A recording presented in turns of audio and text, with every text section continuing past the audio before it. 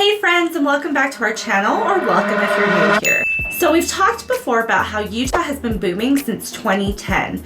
In fact, it's been one of the fastest growing states in the country over the last decade, with us always being in the top 5 for growth. Pretty wild, right? But today we want to go a little deeper than that. Like, what does growth actually mean for you? Whether you're moving to Utah from out of state or you're already here and thinking about where to go to next, this video is definitely for you. We're diving into Utah's fastest growing city, the real reasons that people are flocking here, and what that means for the daily life, the housing, jobs, and schools, all of it, so stick around.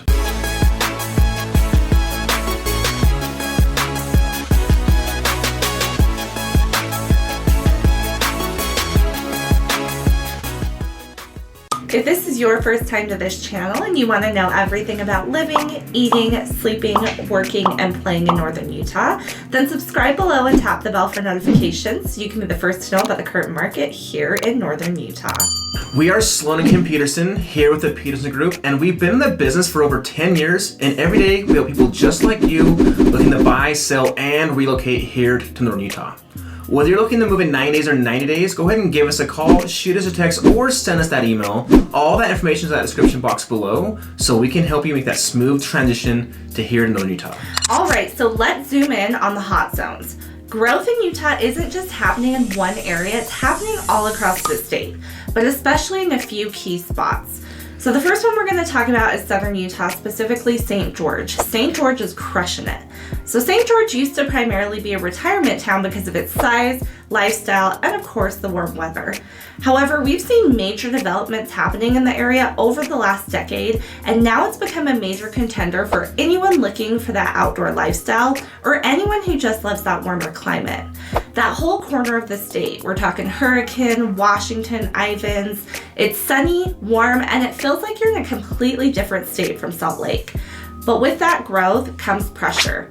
Infrastructure, water, housing, it's a lot to juggle. So if you are not looking for an area that is expected to continue to grow, then St. George might not be the place for you. Yeah, definitely. So most of you that have been following our channel for a while know that I grew up in northern Utah, mostly in like the Ogden, Salt Lake metro areas. And when I was around 14, 15, my mom decided to move us into St. George, starting high school as the new kid, right? So that was fun. But it was only like maybe 2 exits the whole time like I lived there. It was a super small city. We had the mall, we had to order online for a lot of stuff. So I mean, it was just interesting how much it's changed since then. I mean, now there's like 4 or 5 exits now. You actually can like get off and go straight through like a corridor that goes from Washington over to the Ivins area, which before you had to go like 5-6 miles around the city to get there. They have an airport that's actually sizable now, which is interesting. So we know a lot of friends that moved there too, you know, because it's definitely, like Kim said, one of those places where it's super sunny year round. If you want Utah without the snow, that's one of the only places you could probably live in the whole state to have that more desert climate. But yeah, it's cool. It's a cool city, so you should definitely check that out and look at it and put it on your list. Now, of course, we're going to talk about Salt Lake City when we talk about growth, and Salt Lake has always been a more popular area to live as it's the capital city. But places surrounding it like Daybreak and South Jordan are just blowing up. And the ripple effect is hitting Harriman, West Jordan, even Magna's catching the wave. That southwest corner is becoming more attractive, particularly as Salt Lake becomes more unaffordable for residents. If you've lived in the area for a long time, you've seen major changes, including more rental housing, way higher prices, and an influx of people as we've grown into a more traditional downtown mecca. Yeah, as you drive around the valley, really most counties in Utah now, people will make comments to us, you know, all the time about how many multi-family, like big apartment complexes, you know, that are going up. And unfortunately, like Kim was talking about, like we only have a certain amount of land to go either, you know, north or south, and I'll hit on that in a minute. But as we start experiencing the lack of affordable housing and just housing in general, we're starting to see, you know, more of that multi-family apartment type housing in the metropolitan, like downtown areas. And to be fair, that's kind of what cities are known for, right? If you go to any other city that's a major city, they have that multifamily housing. And because Salt Lake is kind of catching up to becoming, I mean, we have an international airport, you know, we've got Park City right around the corner. We are a major hub, a major city. And to catch up to that, Salt Lake has had to do that, which then of course pushes people out into those suburbs to get, more of that single family housing and the affordability. So further north in Davis and Weber counties, we're gonna have cities like Syracuse, West Point, West Haven. We've got more space out there, farmland that's turning to subdivisions, and people are just looking for that affordability just outside of that Salt Lake bubble. So I would say about half an hour or so in the area from north of Salt Lake City, just to give you, kind of an idea as far as where to map that. So as we've seen our population grow and our in-migration hitting around 60% the last 5 or 10 years, more and more people are gonna start pushing north into the Ogden area. We are seeing more development in cities like Tremonton, which is another probably 20 minutes north of Ogden than ever before, which makes sense really if you think about it. Like I was just talking about, right? As we start seeing Salt Lake get unaffordable, they'll start pushing south and north because we have the mountains on the east and then we have the Great Salt Lake on the west. So our land isn't like most big metropolitan areas where you can just draw a big square around it and build like crazy. We're really limited and we start pushing, north and south as that starts taking place. So when you consider the affordability factors and the fact that Utah is really running out of land, like I just said, then it really stands the reason that these cities have always been considered the outliers are now becoming more populated as well as Utah continues to grow in general. Yeah, and to touch a little bit on that, so we talked about Davis and Weber County. Syracuse, city you specifically hit on. And one of the reasons why that city is becoming more populated and more popular is because a lot of Davis County cities are now facing final growth.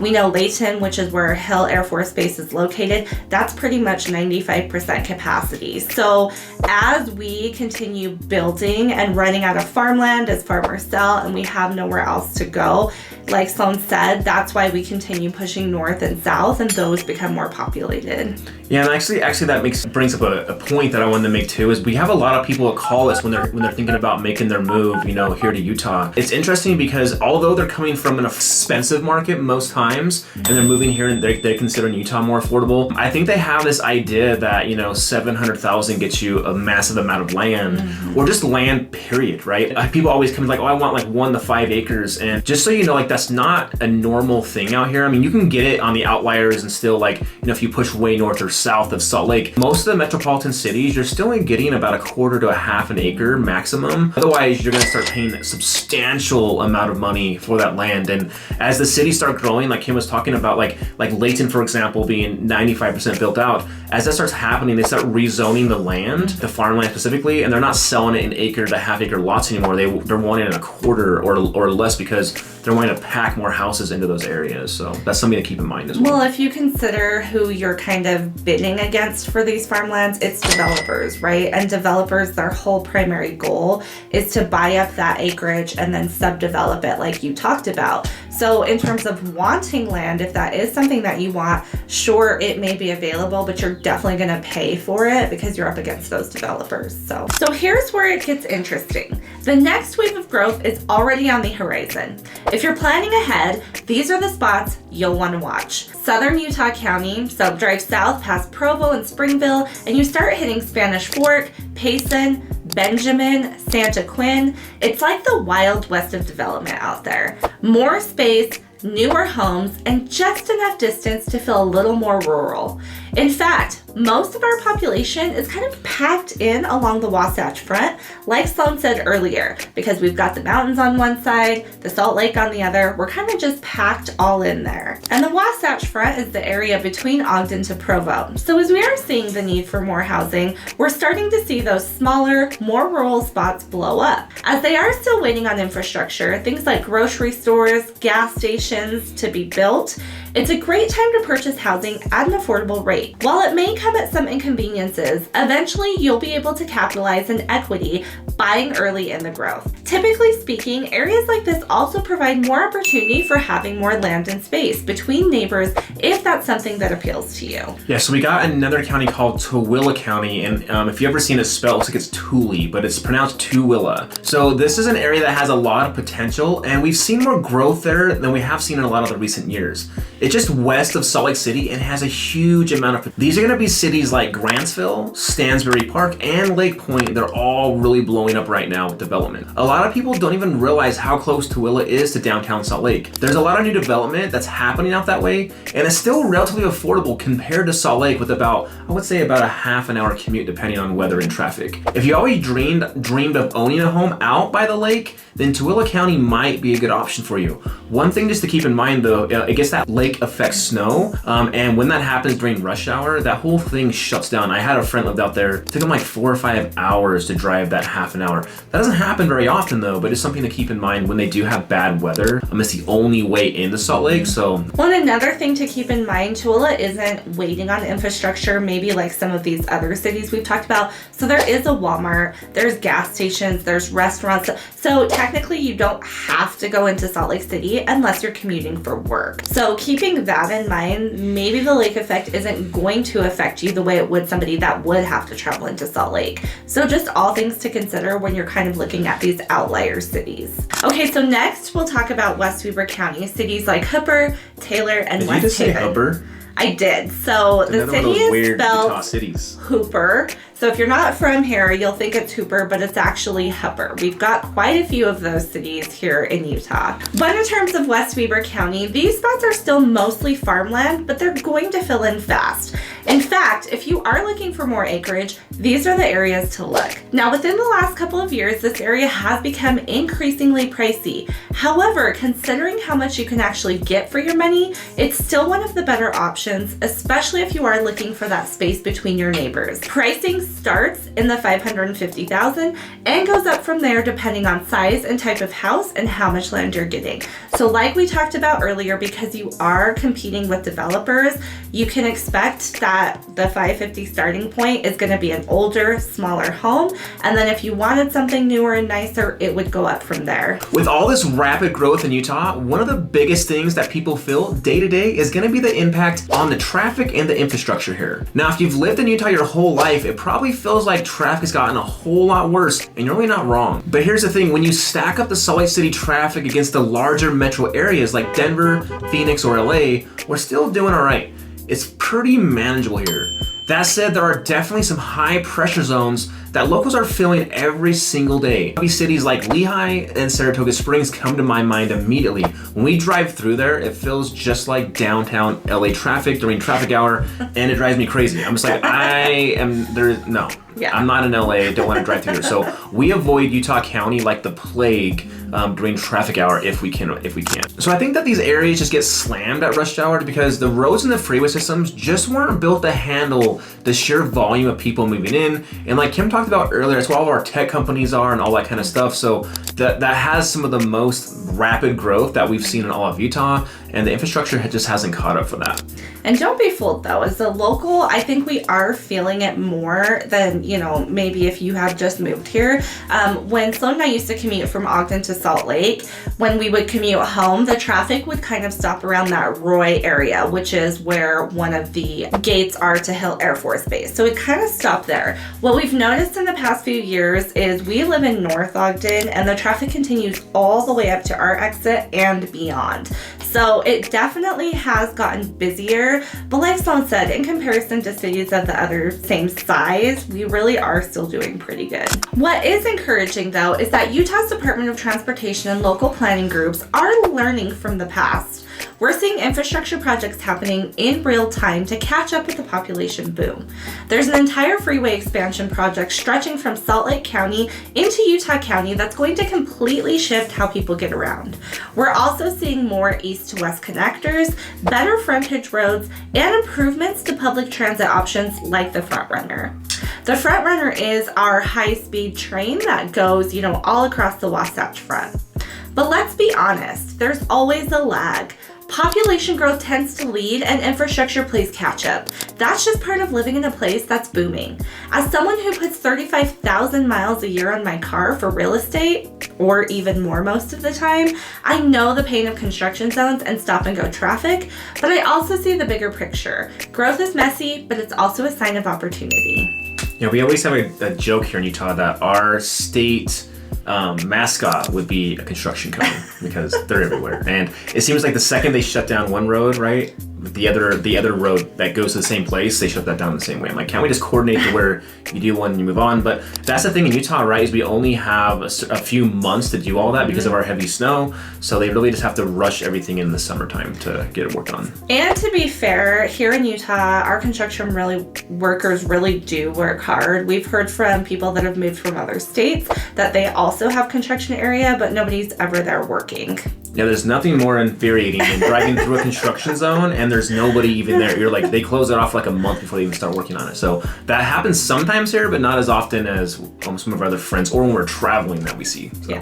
So when it comes to housing, the fastest growing areas in Utah are often the most appealing for buyers, especially your first-time home buyers, because they offer the best bang for your buck. These are gonna be things like brand new construction, modern layouts, energy efficiency, and neighborhood amenities like parks, trails, and splash pads. Like Daybreak, like Kim mentioned before, has its own ponds and everything. Compared to older, more established areas like Sugar House or Sandy, where prices are gonna be higher, inventory is tight, these new growth zones are just more accessible financially for most people. That's exactly why places like Eagle Mountain, Tooele, and Santaquin are booming, because people are getting more square footage, bigger lots, and better features for a lot less money than in the metropolitan areas. And I know for a lot of people, they have the ability to work from home, or like we talked about before, although our traffic is getting heavier, it's typically not more than 1 hour to commute from anywhere you live to work.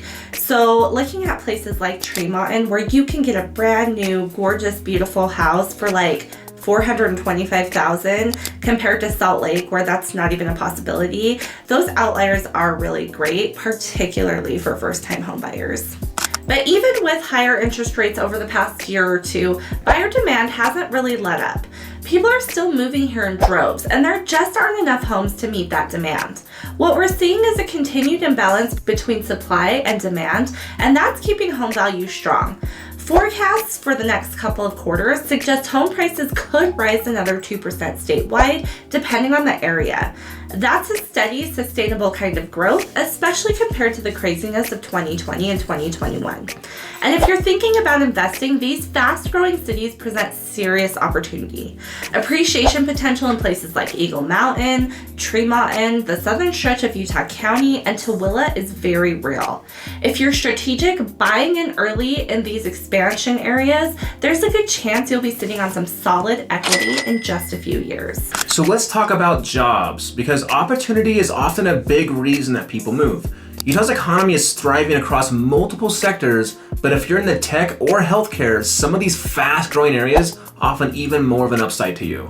Lehi, for example, is the heart of Silicon Slopes. There's tons of tech companies that are based there, and with them come high-paying jobs, a young workforce, and tons of innovation. On the healthcare side, Utah's growth is actually driving new hospital and clinic construction, often ahead of population numbers. Primary Children's Hospital in Lehi is a perfect example. That facility is already up and running and is surrounded by land that's only starting to now be developed. So if you work in medicine, nursing, mental health, or construction, Utah's fast-growing zones aren't just livable, they're thriving with opportunities for your growth.